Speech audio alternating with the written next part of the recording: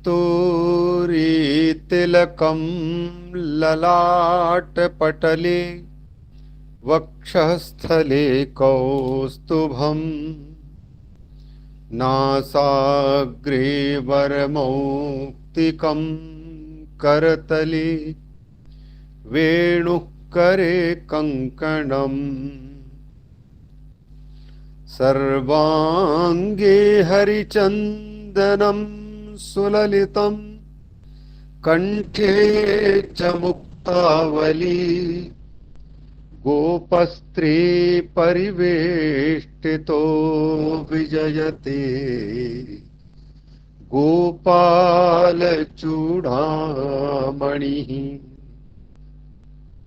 अस्ति स्वस्तरुणी कराग्रविगलत् कल्पप्रसूनाप्लुतम् वस्तु प्रस्तुतवेणुनादलहरी निर्वाण निर्व्याकुलम् स्रस्तस्रस्तनिबद्धनी विविलसद् गोपी सहस्रावृतम् हस्तन्यस्तनतापवर्गमखिलो दारं किशोराकृति कृष्णं नारायणं वन्दे कृष्णं वन्दे व्रजप्रियं कृष्णं द्वैपायनं वन्दे कृष्णं वन्दे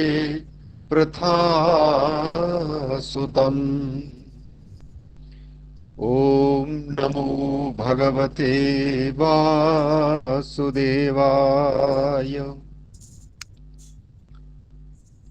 श्रीमद् भागवत महापुराण के महात्म्य का वर्णन करने वाले पद्म पुराण के चतुर्थ अध्यायांतर्गत प्रसंग चल रहा है, जिसमें नारद का प्रश्न है मुनियों के सामने, के विशुद्ध्यन्ति वदन्तु मह्यम सप्ताह यज्ञेन कथामयेन। कथामय सप्ताह यज्ञ के द्वारा कौन कौन पवित्र हो सकते हैं, आप लोग कृपा करके बताएं। कृपालुभिर्लोकहितं विचार्य प्रकाशितः कोपि नवीन मार्गः। आप बड़े कृपालु हैं और लोक हित को विचार करके यदि कोई नया मार्ग निकाला है तो कृपा करके बताएं।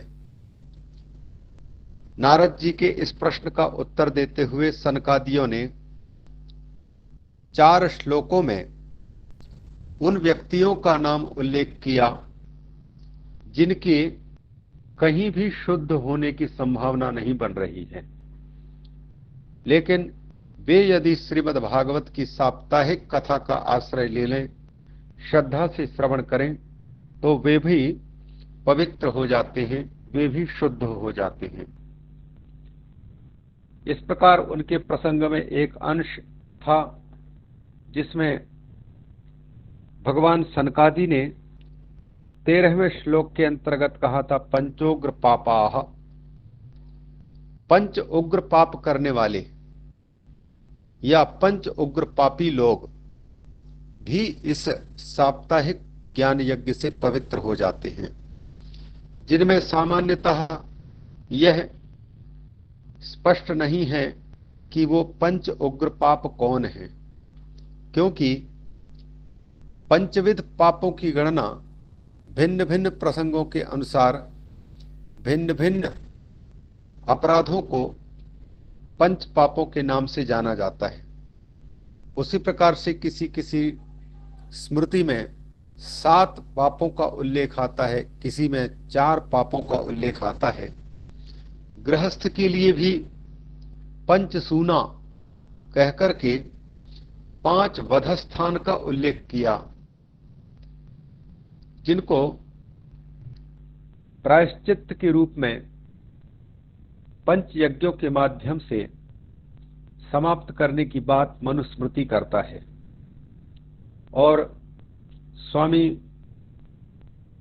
अखंडानंद सरस्वती जी ने शायद, या किसी विद्वान ने जिसने पद्म पुराण का अनुवाद किया है, उन्होंने मनुस्मृति के 11वें अध्याय के 54वें श्लोक के अनुसार यहां पंच उग्र पाप से 5 महापापियों को गिनाया है।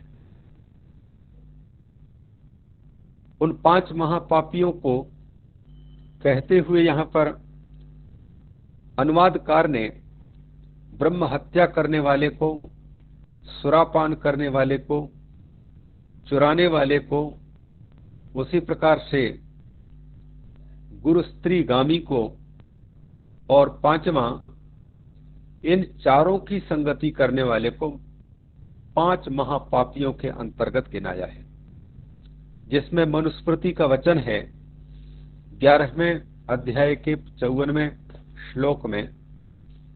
वहां आता है कि ब्रह्म हत्या सुरापानम स्तेयम गुरुवंगना गमः महांति पातकान्याहुः संसर्गश्चापि तैः सह।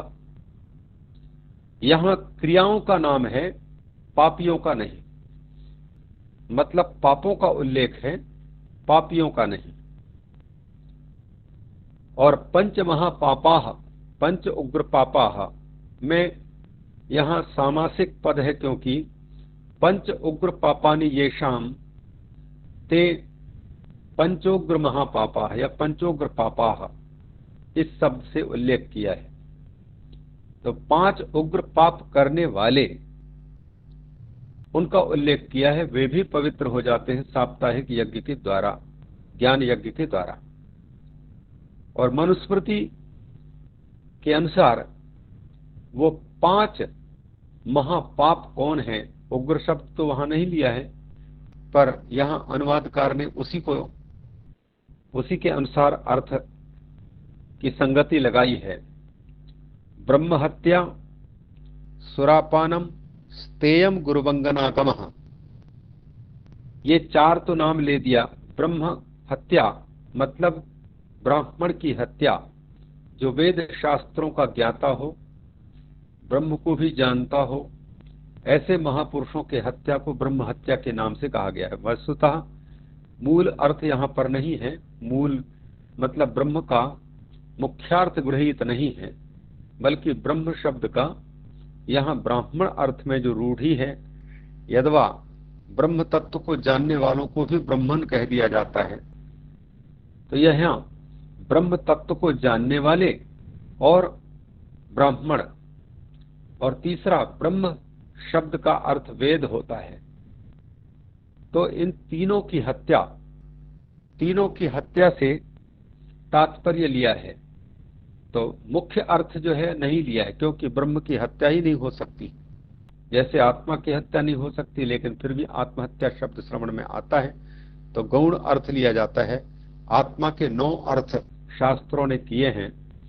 आत्मा पुत्र को भी बोलते हैं, आत्मा शरीर को भी बोलते हैं, आत्मा इंद्रियों को भी बोलते हैं, आत्मा प्राणों को भी बोलते हैं, आत्मा मन को भी बोलते हैं, आत्मा बुद्धि को भी बोलते हैं, आत्मा अज्ञान को भी बोलते हैं, आत्मा अज्ञान उपहित चैतन्य को भी बोलते हैं, और शून्यवादी बौद्धों के अनुसार शून्य को भी आत्मा कहा गया है। इसलिए प्रसंग प्राप्त करके आत्म शब्द के इन अर्थों में प्रयोग देखा जाता है। तो ये सब गौण अर्थ हैं, मुख्य अर्थ नहीं है। मुख्यार्थ है अज अविनाशी कहलाने वाला अपना स्वरूप, वह मुख्य अर्थ है आत्म शब्द का।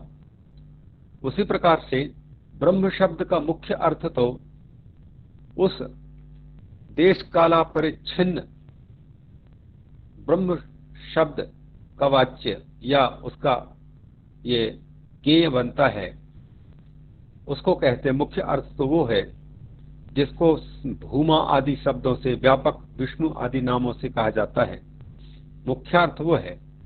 तो उसकी तो हत्या ही नहीं हो सकती। जैसे विभु आकाश के टुकड़े नहीं किए जा सकते, उसी प्रकार से ब्रह्म जो व्यापक से विभु है, उसकी भी हत्या नहीं हो सकती है। आत्म वस्तु की हत्या नहीं हो सकती है। फिर भी ब्रह्म हत्या नाम पड़ रहा है, इसका मतलब ब्रह्म की हत्या का मतलब या तो फिर जो ब्राह्मण होगा, ब्राह्मण शरीर को समाप्त करने के अर्थ में, और दूसरा ब्रह्म तत्व को जानने वाला जो कोई विद्वान हो उसको भी उसके शरीर को समाप्त करने के अर्थ में, अथवा ब्रह्म माने वेद होता है तो वेदों की विनाश करने को भी ब्रह्म हत्या कहा जा सकता है। तो यहां मुख्य रूप से ब्राह्मण की हत्या से तात्पर्य लग रहा है उसको जो चारों वेदों को धारण कर रहा हो, ऐसे ब्राह्मण की हत्या करने वाले को महापापी कहा जाता है और उसके शुद्धि के लिए कोई रास्ता नहीं है। फिर भी श्रीमद् भागवत उसको भी पवित्र कर देता है, यह कथन है यहाँ। तो पहले ब्रह्म हत्या, उसी प्रकार से शराब पान, सुरा पीना कितना बड़ा पाप गिना गया है। शराब पीने को भी वहां ये महापातक के अंतर्गत कहा गया है, महापाप है। तो ये महापाप वाले वहां पर गृहीत हो सकते हैं, अगर अर्थ अनुवादकार ने लिया है तो वह सीधे सीधे इनको नहीं है बल्कि इनके कर्ता को लिया है। उसी प्रकार स्तेयम शब्द से स्तेन शब्द पकड़ना चाहिए, ब्रह्म हत्या शब्द से ब्रह्म पकड़ना चाहिए, और सुरापान से सुरापाई, स्तेय से स्तेन, उसी प्रकार से गुरुवंगना गमः, गुरोह अंगना गुरुवंगना मतलब गुरु स्त्री, गुरु भार्या, गुरु पत्नी, उसका गमः माने गमनम, संगमः, गुरु पत्नी के साथ में संगम, यह भी महापातक के अंतर्गत कहा गया है। महांति पातकानी, एतानी महांति पातकानी आहु, इनको महापाप कहा गया। ये चार हैं और इनके साथ साथ में संसर्गश्चापि तैहि सह, इनके साथ में सत्संग, इनके साथ में संग करने को भी इन्हीं के तुल्य गिना गया है। ब्रह्म हत्या करने वाले का साथ देने वाला जो होगा वो भी महापापी कहलाएगा, उसके द्वारा भी ब्रह्म हत्या हो रहा है। उसी प्रकार शराब पीने वाले के साथ में बातचीत करना, उनके साथ रहना, वह भी महापाप कहलाता है। चोरी करने वाले के साथ रहना, यह भी महापाप के अंतर्गत है। उसी प्रकार से परस्त्रीगामी या गुरुवंगु, गुरु स्त्रीगामी होता है, उसकी संगति करना, यह भी महापाप है। तो इन चारों के साथ साथ में संसर्गश्चापि तैहि सह, इसको हिंदी अनुवादकार ने ये धोखेबाज शब्द लिया है, धोखा देना, विश्वासघात। तो विश्वासघात करने वाला, इनको 5 महापापियों के नाम से गिनाया गया है। ये इनके कहीं भी प्रायश्चित नहीं बताया गया, फिर भी पद्म पुराण के अंतर्गत सनक सनंदन सनातन सनत कुमार कहते हैं यदि साप्ताहिक ज्ञान यज्ञ का अनुष्ठान ये कर लें तो ये भी शुद्ध हो सकते हैं। यह बताना रहेगा। कुछ लोगों का मानना है, यद्यपि कुल्लूक भट्ट की व्याख्या सहित जो मनुस्मृति में है वह 11वें अध्याय के 54वें श्लोक में है, लेकिन किसी किन्हीं विद्वानों ने इसको प्रक्षिप्त भी माना है और युक्तियां भी दी हैं। मनुस्मृतिकार का यह निजी उपस्थापन नहीं है, बल्कि ये किसी कारण से किन्हीं के द्वारा प्रक्षिप्त है, ऐसा कुछ लोगों का कहना है। उनका कहना है कि मनुस्मृति के 11वें अध्याय में 54वें से श्लोक से 190 तक जो श्लोक हैं वो कुछ कारणों से प्रक्षिप्त माने हैं। अब वो विद्वानों का अपना मत है, पर हम लोगों के पास में तो यह है कि कुल्लूक भट्ट टीकाकार ने अगर उनकी टीका की है तो उन्हीं के प्रमाण से हम मानते हैं कि मनुस्मृति के ये पद्य हैं, मनुस्मृति के श्लोक है ये। पर जिनका आक्षेप है कि यह प्रक्षिप्त हैं, उनकी भी युक्तियां हैं। उन लोगों की कुछ जो है युक्तियां हैं, कुछ कारण हैं जिन कारणों से इनको प्रक्षिप्त मानते हैं। उनका कहना है कि पहली बात तो यहाँ अंतर विरोध है। इनको 5 पापों को यहाँ कहने में आंतरिक विरोध है। महापातक एवं उपपातकों का जो वर्गीकरण और साथ ही साथ प्रायश्चित का निश्चय इन 54वें श्लोक से लेकर के 190वें अध्याय तक के बीच में किया गया है। उनका जो है ये प्रसंग मौलिक सिद्ध नहीं होता उनके अनुसार। किस कारण से? कि महापातक और उपपातकों का जो वर्गीकरण किया है ये मनुस्मृतिकार ने, ये महापापों को गिनाया है पहले, बाद में फिर उपपातकों को गिनाया है। तो उनका वर्गीकरण और साथ ही साथ प्रायश्चित का निश्चय, कुछ कुछ गलतियों पर कुछ प्रायश्चित बताए गए हैं। उनका जो निश्चय है, ये निश्चय का प्रसंग मौलिक नहीं ज्ञात होता है उनके अनुसार। इस प्रसंग का जो है ये हमको किसी विद्वान के द्वारा लिखा हुआ ये टिप्पणी प्राप्त हुआ है कि इस प्रसंग का पूर्वोक्त मनुस्मृति की व्यवस्थाओं से तालमेल नहीं है, ऐसा उनका कथन है। मतलब 11वें अध्याय के इस 54वें श्लोक से पूर्ववर्ती कुछ स्मृतियां हैं, श्लोक हैं, उनके साथ में परस्पर विरोध उत्पन्न हो रहा है उनका कथन के अनुसार। वो कैसे है? वो कहते हैं कि यहां 4 प्रकार के अपराधियों को विशिष्ट अपराधी मान करके और महापातकों की संज्ञा दी गई है। माने ब्रह्म हत्या, सुरापान, स्तेय और गुरुवंगना गम, ये 4 प्रकार के अपराधियों को विशिष्ट अपराधी माना गया और उनको महापातक कहा गया है। एतानि महापातकान्याहो, महांति पातकान्याहो। ये वैसे ये जो लेखक हैं इनमें भी ये जो आक्षेप उपस्थित करने वाले हैं, इनका वाक्य भी ये तालमेल नहीं बैठ रहा है इनके भी वाक्य में। ये कह रहे हैं 4 प्रकार के अपराधियों को विशिष्ट अपराधी मानकर महापातकों की संज्ञा दी है। तो यहां तो 4 विशिष्ट अपराधियों की चर्चा तो स्पष्ट ही नहीं है।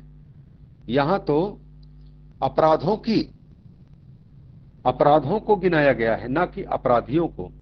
ब्रह्म हत्या यह अपराध है। ब्रह्म हत्यारा ऐसा होता है, यदि ब्रह्म घाती तब वो अपराधी का नाम माना जाता।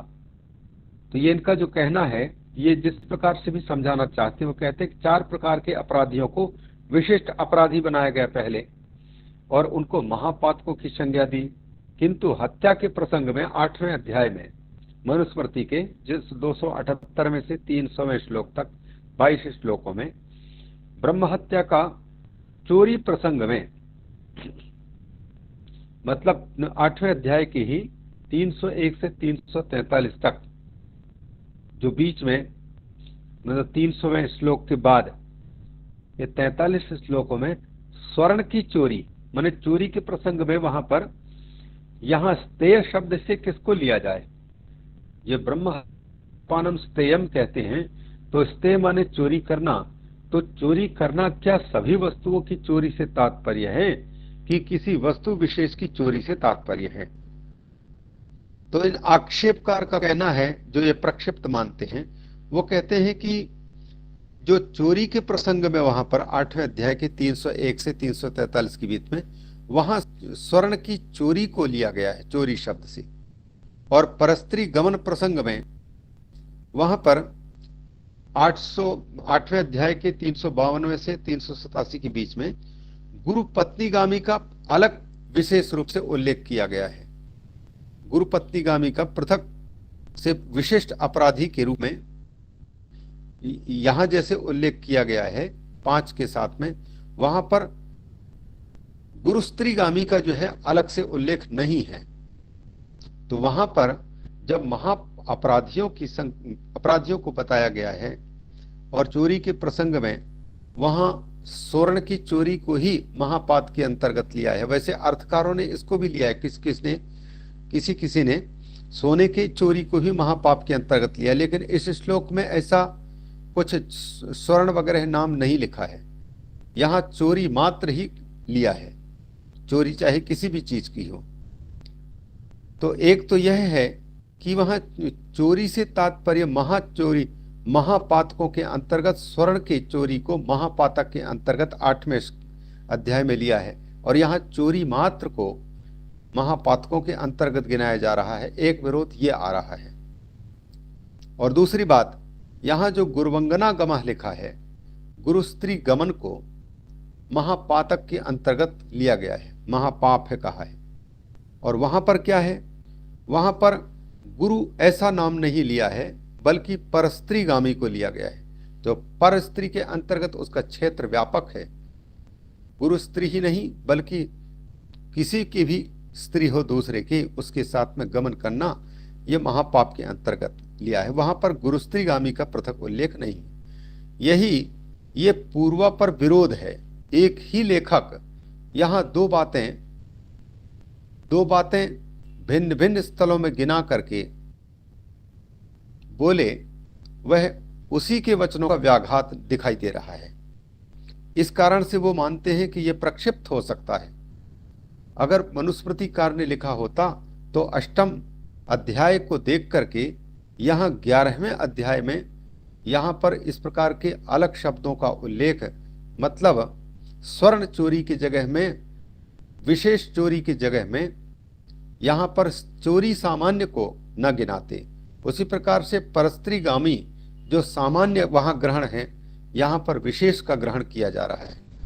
सामान्य का ग्रहण करने वाले के द्वारा भी यहां सामान्य का ग्रहण करना चाहिए था, अथवा वहां यदि विशेष स्वर्ण की चोरी को लिए है तो यहां भी स्वर्ण चोरी विशेष को लेना चाहिए था। यहां सामान्य चोरी को लिया गया है। तो इस प्रकार से यह विरोध उत्पन्न हो रहा है, अंतर विरोध। इसलिए इस कारण से यह आक्षेप करने वाले का, मतलब प्रक्षिप्त है कहने वाले का, यह तर्क है। यह मनुस्मृति वाले मनुस्मृति रचनाकार का यह नहीं हो सकता है, प्रक्षिप्त हो सकता है, ऐसा कह रहे हैं। तो यही सार में लिखते हैं। इससे स्पष्ट है कि यह विभाजन मनु का मौलिक नहीं है। जो अष्टम अध्याय में और 11वें अध्याय में भिन्न भिन्न रूप से उल्लेख करता है, एक ही व्यक्ति पहले कुछ दूसरी बात कहता है, फिर उसी बात को दूसरे ढंग से यहां कह रहा है। एक जगह में सामान्य रूप से, उसी को दूसरी जगह में विशेष रूप से, और विशेष रूप से पहले कह रहे हैं तो उसको बाद में सामान्य रूप से कह रहे हैं। तो सामान्य और विशेष इन दोनों में विरोध उत्पन्न हो रहा है। यही अंतर विरोध बताता है कि ये एक लेखक के नहीं होते हैं। एक लेखक के होते तो उनको यह बोध होता है कि हम पहले जो कह चुके हैं उसके साथ में विरोध, हम अपना ही विरोध क्यों करें, वहां पर वचन में बदलाव क्यों लाएं। इस प्रकार से इस तर्क के बल पर वह कहते हैं कि यह प्रक्षिप्त श्लोक है। यदि यह विभाजन मौलिक होता तो उन उक्त प्रसंगों में इनके लिए विशेष उल्लेख या विशिष्ट दंड की व्यवस्था होती, पर ऐसा कुछ है नहीं। ये पहला विरोध। दूसरी बात, 8वें अध्याय की ही 836वें 386 में यहां वहां विशेष अपराधियों की गणना की गई है, ऐसा इनका कथन है। हमने अभी देखा नहीं है। विशिष्ट अपराधियों की गणना है, और विशिष्ट अपराधियों की गणना करते हुए चोर को, परस्त्रीगामी को, और दुष्ट वाणी बोलने वाले को, लुटेरे को, हत्यारे को, इन व्यक्तियों को विशेष अपराधी माना गया है। और राजा को इन पर विशेष नियंत्रण रखने का आदेश भी है। वहां वो पढ़ने लायक स्थल है। यहां 4 महापातकियों का परिगणन उक्त श्लोक से भिन्न है, जहां पर जो है विशेष अपराधियों की गणना की गई है 8वें अध्याय में। तो विशिष्ट अपराधियों को ही यहां पर विशेष अपराधी कहकर के महाअपराधी या पंचोग्र पाप के अंतर्गत लेना चाहिए था। तो ऐसे में वो जो परस्त्रीगामी, दुष्टवाक, लुटेरा और हत्यारा और चोर, इनको विशिष्ट अपराधी के लिए कहा गया है, और इन पर चोर राजा के लिए कहा गया है कि विशेष नियंत्रण रखे। तो यहां पर पूर्व श्लोक के साथ में इस श्लोक का विरोध हो रहा है। यहां कुछ अन्य का वर्णन कर रहे हैं विशेष अपराधियों में, और वहां कुछ अन्य अपराधियों को विशेष अपराधी गिना जा रहा है। इसलिए एक व्यक्ति ऐसा नहीं कर सकता। इसका मतलब या तो मनुस्मृतिकार ने पूर्व को लिखा है और परवर्ती को किसी दूसरे ने लिखा है, अथवा यह परवर्ती को मनु ने लिखा है यदि, तो पूर्व वाले प्रक्षिप्त हो सकते हैं। उनका यह मानना है। ये पंडित राजवीर शास्त्री जी शायद या कोई और कोई हैं, टिप्पणी किए हैं जो इतना बड़ा इस पर ये दो विरोध दिख गए। यहाँ चार पातकियों के परिगणन उक्त श्लोक से भिन्न है और अपराध के आधार पर विभाजन न करके व्यक्ति परक आधार लिया गया है, ऐसा कह रहे हैं वहां पर। वैसे यहां जो प्रक्षिप्त बताने वाला है ये भी स्वयं में स्पष्ट नहीं है। जब आप अपराधी कह रहे हैं तो यहां तो अपराधी नहीं, अपराधों की गणना की जा रही है, और पूर्व में अपराधी है कि अपराध है वो तो देखने का स्थल है।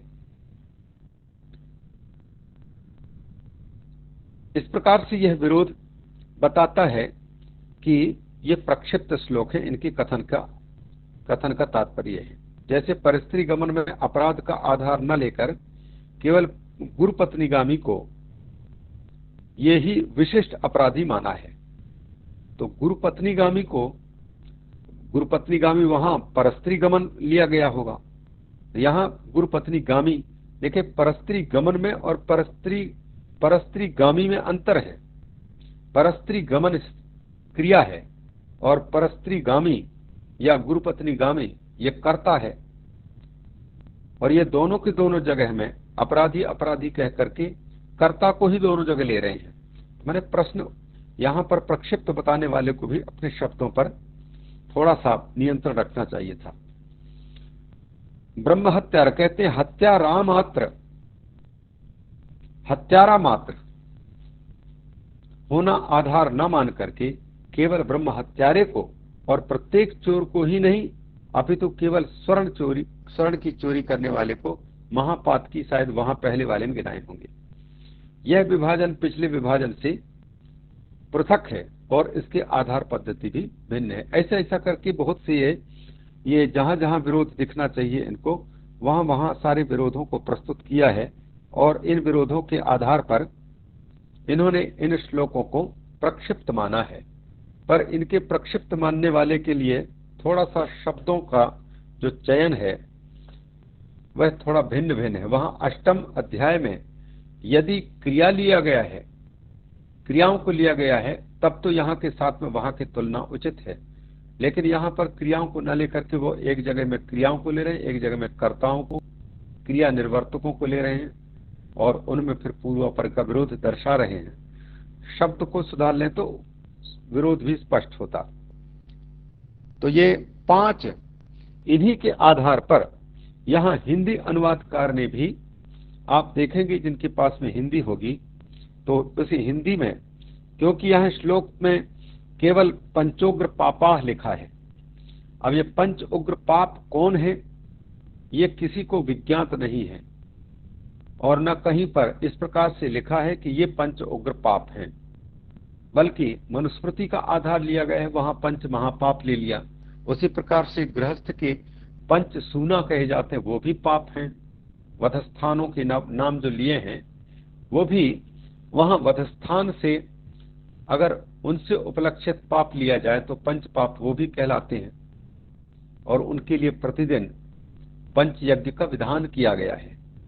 पर अनुवादकार ने इन्हीं के आधार पर यहाँ पर मदिरापान, ब्रह्महत्या, स्वर्ण की चोरी, गुरस्त्री गमन और विश्वासघात ये 5 महापाप करने वाले ऐसा लिया है। ये कहीं का है, नहीं तो पंचोग्र पापा का तात्पर्य कि कोई टीका वगैरह तो है नहीं, भाष्य वगैरह है नहीं कि उसके आधार पर लिया गया हो। अनुवादकार ने ये मनुस्मृति का लेकर के अनुवाद किया है। तो ये भी पंचोग्र पापी भी जिनके शुद्ध होने के, पुण्यात्मा होने की कोई संभावना नहीं दिख रही थी, उनको भी, असंभवों को भी संभव बनाने में श्रीमद् भागवत महापुराण का साप्ताहिक ज्ञान यज्ञ का अनुष्ठान वह पवित्र कर देता है। ऐसा कथन का यह तात्पर्य। 4 श्लोकों में सनत कुमारों ने जिन जिन को सबसे बड़ा पापी कहा जा सकता है या जिन जिन को सबसे बड़ा महापाप कहा जा सकता है, जिन क्रियाओं को, उनकी ओर इशारा करते हुए कहते हैं उन सबकी शुद्धि हो जाती है श्रीमद् भागवत के साप्ताहिक ज्ञान यज्ञ से। अब लगभग इन सभी अपराधों से युक्त किसी ऐसे व्यक्ति को उदाहरण के रूप में प्रस्तुत करना चाहते हैं जिसकी शुद्धि असंभव जैसे हो चुकी थी।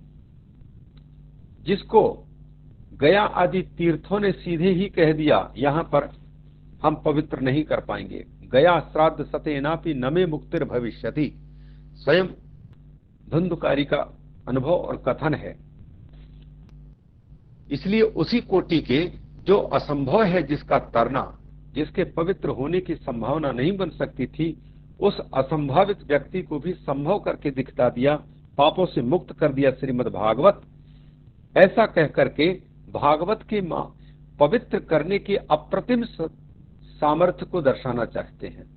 इसलिए वहां जो पहले कहा गया है प्रथम अध्याय में, एतस्मात् अपरम किंचित मनः शुद्धि न विद्यते, उसके साथ में संगति होती है कि श्रीमद् भागवत से बढ़कर के ऐसा कोई उत्तम साधन नहीं दिख रहा है जो बड़े बड़े पापों को दूर करने में समर्थ हो, मन की शुद्धि करने में समर्थ हो।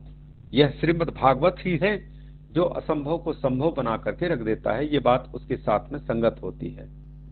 और यहीं पर भी पहले ये कह चुके हैं कि अतो नृलोके ननु नास्ति किंचित चित्तस्य शोधाय कलौ पवित्रम अघौघ विध्वंस करम तथैव कथा समानम भुवि नास्ति किंचित नान्यत।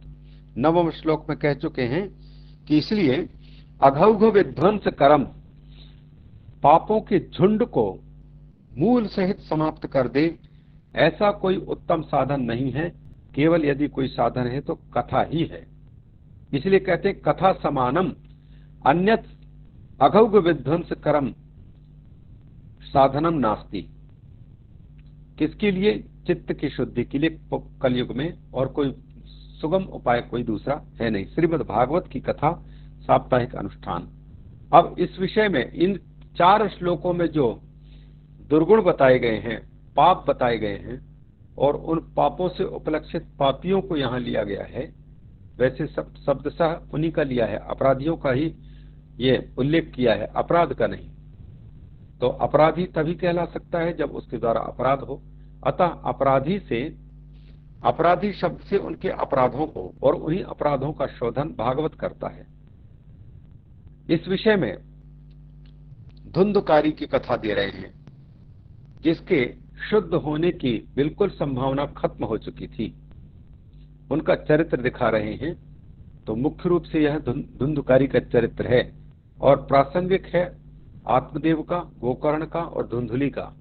इन चारों के चरित्र से व्यक्ति अपने आप को टटोले कि व्यक्ति है वो कहां, धुंधकारी की कैटेगरी में है कि आत्मदेव की कैटेगरी में है कि गोकर्ण की कैटेगरी में है या धुंधुली के स्तर पर है। गोकर्ण के स्तर पर यदि कोई है तो वह ज्ञानी होगा, निर्मल होगा। और आत्मदेव पंडित के स्तर में है का मतलब है समस्त शास्त्रों का ज्ञाता होते हुए भी मोह माया के चक्र से ऊपर उठ नहीं पाया है। शास्त्रों के अधीत शास्त्राणि अपि भवन्ति मूर्खाः, शास्त्राण्यधीत्यापि भवन्ति मूर्खाः की स्थिति है वो। जो आत्मदेव पंडित समस्त शास्त्रों का ज्ञाता है, कर्मकांड भास्कर कहा गया है उसको, और फिर भी पुत्र के न रहने पर, अपुत्र होने के कारण उसको दुख है, तो फिर शास्त्रों का अध्ययन व्यर्थ जा रहा है उसका। विज्ञत्व पांडित्य उसका धूमिल हो रहा है। जब इतना बड़ा पंडित होकर के भी एक पुत्र के मोह में पड़ करके और पुत्र से ही सुख मानने वाले के रूप में अपने आप को शास्त्रज्ञ की सीमा से नीचे गिरा दे रहा है। तो इस प्रकार के स्तर के लोग भी, आत्मदेव पंडित के स्तर के लोग भी हो सकते हैं इस दुनिया में, वो अपने आप को परख सकते हैं। उसी प्रकार से धुंधली के स्तर पर भी लोग रह सकते हैं जो दूसरों को धोखा दे सकते हैं, हमेशा अपने ही हाँकते हैं कि हमारी ही माने। तो ऐसे लोगों की क्या दुर्गति होती है वो धुंधली की दुर्गति से पता लग सकता है। उसी प्रकार से धुंधुकारी, जिसने कोई अपराध छोड़ा नहीं, सारे अपराधों बोझ लेकर के वो जी रहा है, लेकिन फिर भी परिणाम हम देख रहे हैं। अगर उसने एकाग्र चित्त से 7 दिन के अनुष्ठान में सम्मिलित होकर भागवत को सुना है तो वह अत्यंत निम्न श्रेणी का व्यक्ति, जो अपराधियों में नंबर 1 कहा जा सकता है, और जिसके पवित्र होने की सारी संभावनाएं खत्म होती दिख रही हैं, वो व्यक्ति भी साप्ताहिक भागवत की कथा श्रवण से प्रेत योनि को प्राप्त होकर के भी वह मुक्त हो जाता है, भगवत रूप को प्राप्त कर लेता है। यह भागवत का महात्म्य है। अर्थात श्रीमद् भागवत की कथा भगवान के स्वरूप को प्राप्त करा देती है, भक्ति को ला करके, ज्ञान वैराग्य को ला करके, और भगवान का रूप हमें प्रदान कर देता है। तो जिनको स्वरूप की प्राप्ति नहीं हुई है, पररूप की प्राप्ति हो चुकी है, वे लोग यदि चाहते हैं कि हमारा पररूप गायब हो जाए और स्वरूप की प्राप्ति हो जाए, जिसको स्वस्वरूपावस्थान लक्षणों मोक्ष कह करके आचार्य कहते हैं, और श्रीमद् भागवत महापुराण के द्वितीय स्कंद के 10वें अध्याय के अंतर्गत वर्णित 10 प्रतिपाद्य वस्तुओं में अन्यतम मुक्ति, उस मुक्ति के लक्षण बताते हुए कहा गया है, मुक्तिर्हित्वान्यथा रूपम स्वरूपेण व्यवस्थिति।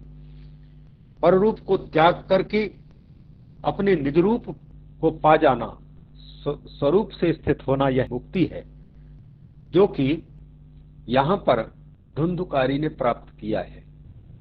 पररूप उसका प्रेत का रूप, दुखी सुखी होने वाला, भटकने वाला रूप, कर्तृत्व भोक्तृत्व वाला रूप, इस सब का परित्याग किया और अंत में उसने चतुर्भुज भगवान विष्णु का रूप प्राप्त कर लिया।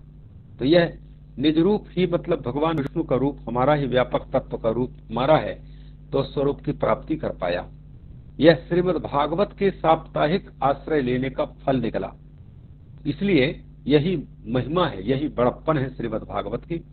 इस शुद्धि के निरूपण के प्रसंग में इस कथानक के माध्यम से, गोकर्ण उपाख्यान के माध्यम से बताया जा रहा है। कहते हैं, अत्र ते कीर्तयिष्यामि, अत्र ते कीर्तयिष्याम इतिहासं पुरातनम यस्य श्रवणमात्रेण पापहानि प्रजायते। अब देखिए, यह गोकर्ण का उपाख्यान भी अगर कोई सुन ले तो सनकादि कहते हैं कि उसके भी पापों की छुट्टी हो जाएगी। ये महात्म्य है, गोकर्ण उपाख्यान को सुनने का भी फल है। ये प्रथम से ही यह फलश्रुति कथन कर दिया कि यस्य श्रवण मात्रेण, यस्य पुरातनस्य इतिहासस्य श्रवण मात्रेण एव पापहानि जायते, अर्थात सर्वाणि अपि पापानि हीयन्ते, क्षीयन्ते, ये सब क्षीण हो जाते हैं और व्यक्ति फिर उन पापों से रहित हो जाता है। ये गोकर्ण उपाख्यान, ये धुंधुकारी के कथानक का फल है, उसको जो सुनते हैं श्रवण मात्रेण। तो बोलते हैं, सुना रहे हैं, तुंगभद्रा तटे पूर्वम अभूत्पत्तनमुत्तमम यत्र वर्णाः स्वधर्मेण सत्य सत्कर्म तत्पराः। पूर्वम, पूर्व काल की बात है कि तुंगभद्रा नदी के तट पर एक उत्तमम पत्तनम अभूत, एक बड़ा सुंदर नगर था। पत्तन का तात्पर्य यही है, आजकल की वो जो है विशाखापट्टनम नदी के तट पर, समुद्र के तट पर रहने वाले नगरों को प्रायः, जहां पर दूर दूर से जलपोतों के माध्यम से लोग आते हैं, सामान लाते हैं, सामान ले जाते हैं, ऐसे स्थानों को आज के शब्दों में शायद बंदरगाह बोलते हैं, तो उनको पत्तन बोलते थे। लेकिन उस समय में पत्तन शब्द किसी भी नदी के तट पर अथवा समुद्र के तट पर रहने वाले नगर मात्र को, ग्राम मात्र को भी पत्तन, बंदरगाह के नाम से, क्योंकि नदियां बड़ी होती थी, नाव चलती थी, इसलिए पत्तन शब्द से।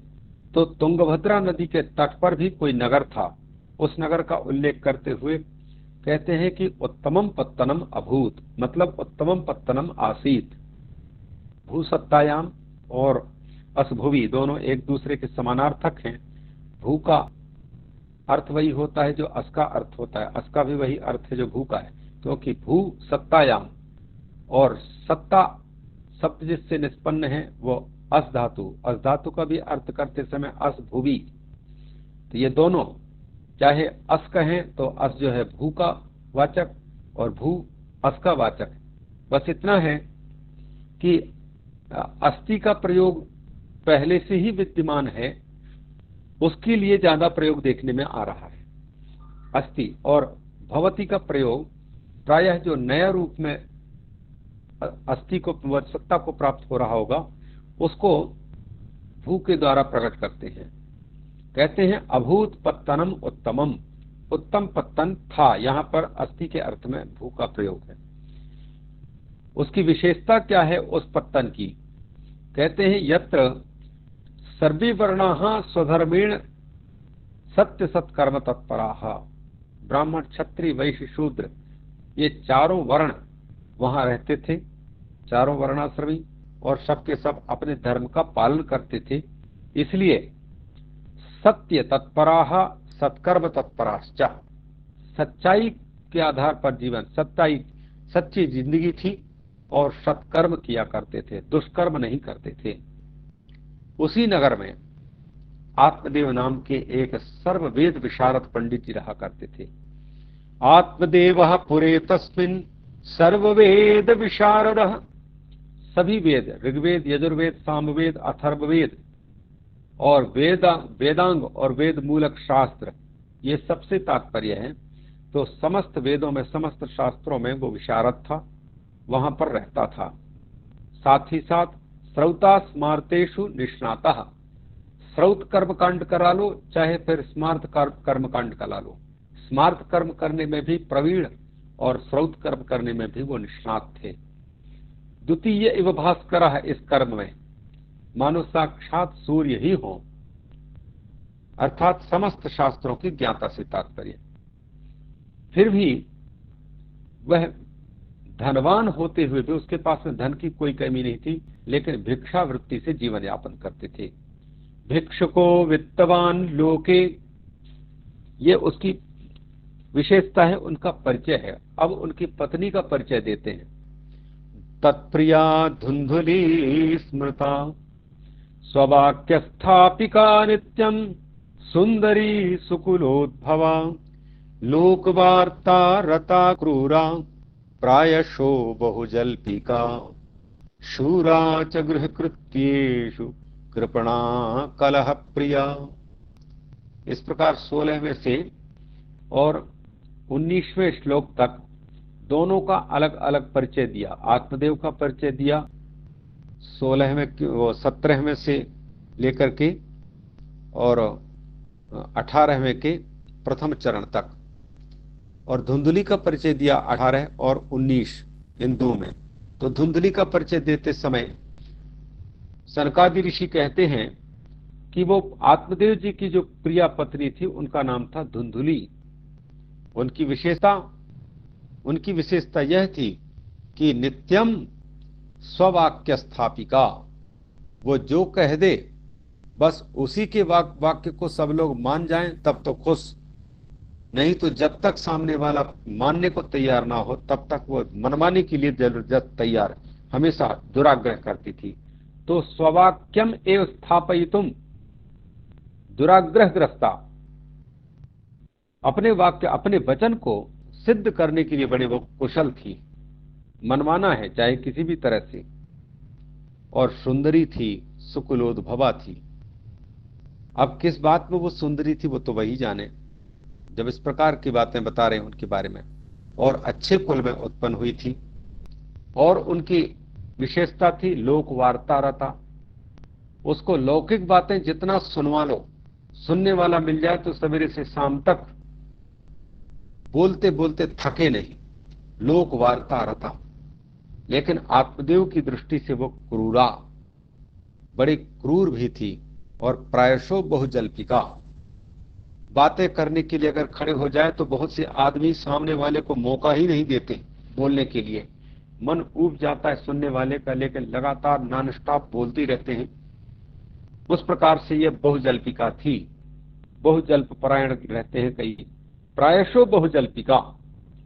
और लेकिन एक विशेषता उसकी, गृह कृत्येषु शूरा, जैसे गेहे शूरा भवन्ति केचित् जनाः, घर में ही शूरवीर होते हैं वैसे ही ये गृहकृत्येषु शूरा, घर के काम काज में बड़े कुशल थी।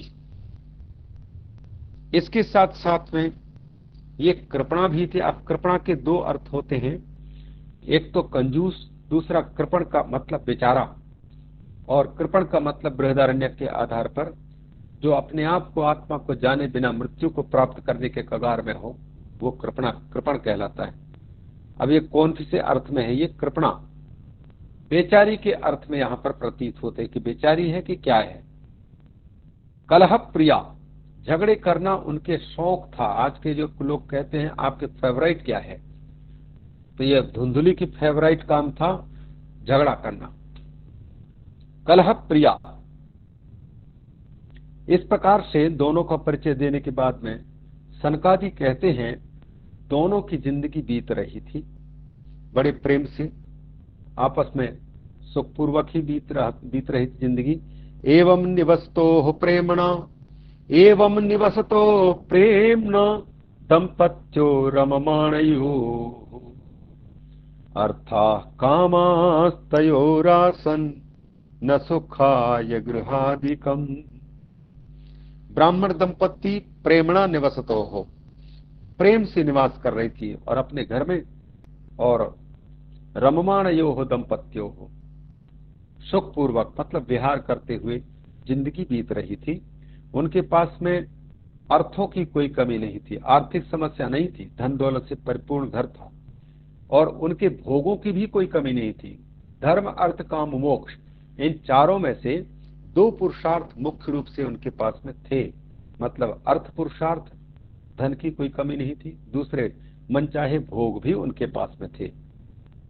तो जिनके पास में पैसा खूब होता है और पैसों के आधार पर मनचाहे भोग की सामग्री, सोफा सेट, कार, बंगले, नौकर चाकर सब कुछ उपस्थित हो जाएं, तो भोग भी पर्याप्त हैं और पैसा भी पर्याप्त है। तो इन दोनों के रहने पर यदि जीवन में धर्म ना हो और मुक्ति के साधन ना हो, तो भी संत कहते हैं ये जिंदगी अधूरी है। क्यों? क्योंकि सुख केवल इन्हीं से प्राप्त होता हो यह कोई जरूरी नहीं है। व्यक्ति के पास में ढेर सारे पैसे हैं और पैसों के बल पर जितने भी सुख के साधन हैं, उन सारे सुख के साधनों को अपने पास में रख लिया हो, फिर भी उसको वह सुखी होए ऐसा कोई गारंटी नहीं दे सकता है। पंडित जी के जीवन में भी यही हुआ। पैसा भी पर्याप्त है, पैसों के बल पर सुख के सारे साधन भी जुटा चुका है, लेकिन फिर भी तयोहो गृहादिकम सुखाय नासीत, घर बंगले कार ये उनको सुखी नहीं कर रहे थे। तो क्या कारण हो सकता है जिसके पास में सुख के सब साधन होते हुए भी सुख से वंचित है? उसका कारण कुछ ना कुछ तो होगा। तो आगे स्पष्ट करेंगे कि पुत्र का कारण, पुत्र नहीं होना ही उनका कारण था। लेकिन कहते हैं संतान जब नहीं है तो संतान की प्राप्ति के लिए जिन लोगों ने धर्म आचरण के लिए बताया होगा, तो धर्मों को आरंभ किया, भिन्न भिन्न धर्मों को। पश्चात धर्मा समारब्धास ताभ्याम संतान हेतवे गोभू हिरण्यवासांसि दीनेभ्यो यच्छतः पुरा। धर्म कार्य आरंभ किया बताए अनुसार। लोगों ने बताया होगा कि पंडित जी आप तो स्वयं विद्वान हैं और पुत्र प्राप्ति के उपाय आप समस्त शास्त्रों में जानते ही होंगे, फिर भी हम आपको आप जैसे विद्वानों के मुख से ही सुने अनुसार बताना चाहते हैं। संतान चाहिए तो गोदान कीजिए या गो सेवा कीजिए राजा दिलीप की भांति।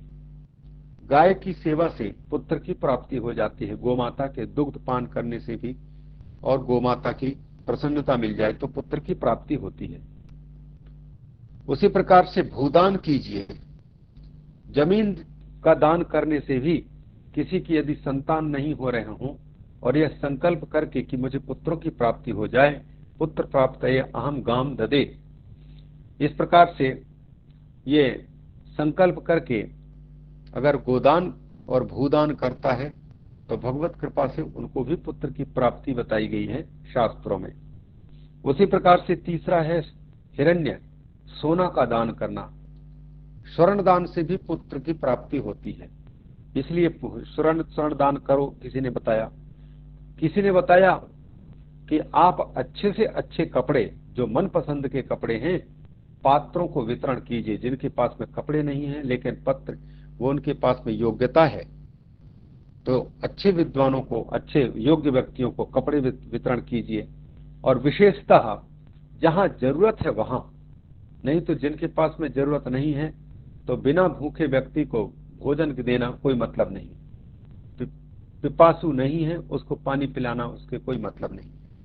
इसलिए कहते हैं किनको देना चाहिए? दीनेभ्यः, दीनों को देना चाहिए। इसलिए लोगों के बताए अनुसार इन दोनों ने आरंभ किया धर्म कार्य। दीनेभ्यः गाम भूमिम हिरण्यम वासांसि च उभौ अपि यच्छतः। यहां पर यच्छतः गोभू हिरण्य वासांसि दीनेभ्यो यच्छतः सदा। पश्चात् धर्माः समारब्धास्ताभ्यां संतान हेतवे दीने गोभू हिरण्यवासांसि दीनेभ्यो यच्छतः सदा। यच्छतो दोनों का होना चाहिए था, पता नहीं यच्छता कैसे कहां संगति लगा रहे। अगर क्रियापद होते तब तो उभे उभौ अपि यच्छति यच्छता द्वितीयांत पद, पर यहाँ पर जो षष्ठ्यंत रममाणयोः पूर्व में लिया है 20वें में, दंपत्योः रममाणयोः, तो यहाँ यच्छतोः पद करीब करीब ज्यादा उचित होता। धर्माः पश्चात समारब्धाः किम कुर्वतोः संतान हेतवे गोभू हिरण्यवासांसि दीनेभ्यः यच्छतोः, ऐसा कुछ होना चाहिए था। यच्छतः यच्छतोः यच्छताम षष्ठी के द्विवचन का। पश्चात धर्मा समारब्धास्ताभ्याम, यही धर्म है।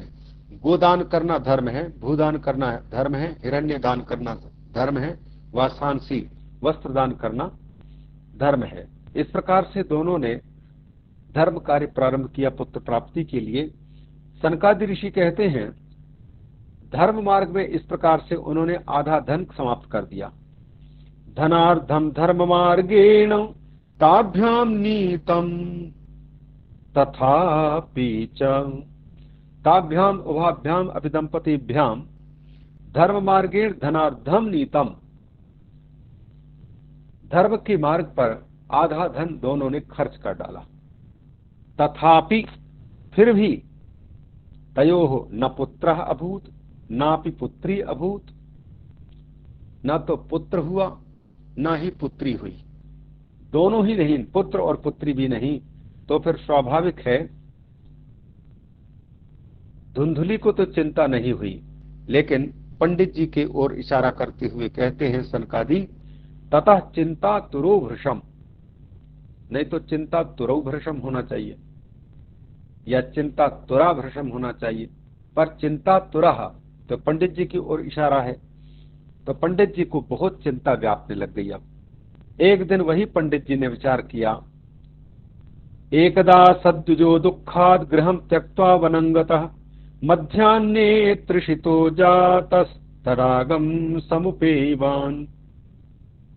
कोई भी व्यक्ति पहले से किसी वस्तु को पाने का दुराग्रह कर चुका हो कि ये वस्तु हमको मिलनी चाहिए, और उस प्राप्तव्य वस्तु की प्राप्ति के लिए नाना प्रकार की उद्यम कर रहा हो और उद्यम सफल न हो रहा हो, उसके लक्ष्य की, उद्देश्य की पूर्ति न हो रही हो, तो या तो व्यक्ति अत्यंत निराश हो जाता है या क्रोधी हो जाता है। क्रोध में आकर के भी गलत कर्म करता है और फिर अत्यंत निराश होकर के भी गलत कर्म कर लेता है। निराश हुआ तो या तो आत्महत्या कर लेता है, मैं बेकार की जिंदगी में जी करके क्या करूंगा। क्रोधी हुआ तो वो दूसरों को खत्म कर देगा कि इनके कारण हमारा सारा नुकसान हो गया और हमारी कोई सिद्धि नहीं हुई। पंडित जी को नैराश्य हाथ लगा, निराश हो गए, सफलता जब न मिली, इसलिए वो एक दिन दुख के कारण वो घर छोड़ करके वन को चले गए। किस उद्देश्य से गए थे? आत्महत्या करने के उद्देश्य की। जब बेकार में मेरे जब कोई संतान नहीं है तो सामाजिक लोगों के बीच में मैं नहीं रहूंगा, क्योंकि जो भी देखता है वही कहता है कि पंडित जी बच्चे क्या करते हैं। और जवाब क्या दें, जब बच्चे हो पंडित जी के तब बताए कि हम काम कर रहे हैं, कि होते हैं कि बड़े हैं। लोग तो सीधे ही पूछते हैं कि अवस्था के अनुसार कि बेटे क्या करते हैं आपके, ये नहीं पूछते कि मतलब बेटे हैं या नहीं। तो इसलिए उनके प्रश्नों को उत्तर न दे पाने के कारण और पुत्र से ही हमको सुख की प्राप्ति हो सकती है, ऐसी कल्पना करने वाले के लिए निराश होना स्वाभाविक है। इसलिए कहते हैं कि वो वन को चला गया ताकि कोई पूछे ही नहीं। मध्याह्न का समय था, गर्मी के दिन, प्यासा था। उसको एक तड़ाग मिला, तालाब। तड़ाग के पास में वो गया। मध्याह्ने तृषितो जाता तड़ागम समुपेयवान। वहां जाकर के उन्होंने जलम पीतवान, जल पिया, और जलम पीत्वा निषण्ण, बैठ गया किसी वृक्ष के नीचे। प्रजा दुख से अत्यंत दुबला पतला हो चुका था पुत्र नहीं होने के कारण। प्रजा दुखेन कर्षिता। उसी समय पर पंडित जी का भाग्य कुछ और ही रहा होगा। क्षण भर में सन्यासी का रूप धारण करके कोई उपस्थित हुआ। कश्चित सन्यासी तत्र आगता मुहूर्तात। मुहूर्त भर में कोई सन्यासी आया और दृष्ट्वा पीत जलम तम तु विप्रो यातस्तदन्तिकम् नत्वा तच्च पादयोस्तस्य निश्वसन संस्थितः पुरा पुरः। पंडित जी ने देखा कि वह सन्यासी पीत जल हो चुका है, जल पी चुके हैं। तो तम पीत जलम दृष्ट्वा, उसको पानी पी करके फुर्सत में जब पंडित जी ने देखा तो उनके पास में गया। तदंतिकम याता, उसके नजदीक गए और पादयोः नत्वा तस्य तस्य पादयोः नत्वा निश्वसन संस्थिता पुरा, प्रणाम किया और लंबी लंबी सांस लेते हुए उनके सामने ही खड़ा हो गया। अब इनके दोनों की वार्ता में यति क्या बोलते हैं और पंडित जी क्या जवाब देते हैं, इसको हम लोग आगे देखेंगे। आज इतना ही रखें। ये 25वें श्लोक तक ही, मतलब धीरे धीरे इनका जो है अक्षरशः शब्दशः अनुवाद और उनके साथ साथ में प्रायोगिक दृष्टि से भी अभ्यास करते हुए हम चलेंगे तो कथा भी हो और संस्कृत वाक्यों का भी प्रयोग करते आए इन शिष्ट प्रयोगों को देखते हुए। इसलिए आज यहीं तक रखते हैं। 15वें श्लोक से लेकर के 25वें श्लोक तक करीब करीब 11 श्लोक हुए हैं। हरि ओम पूर्णमदः पूर्णमिदं पूर्णात् पूर्णमुदच्यते पूर्णस्य पूर्णमादाय पूर्णमेवावशिष्यते। ओम शांति शांति शांति। कोई जिज्ञास्य हो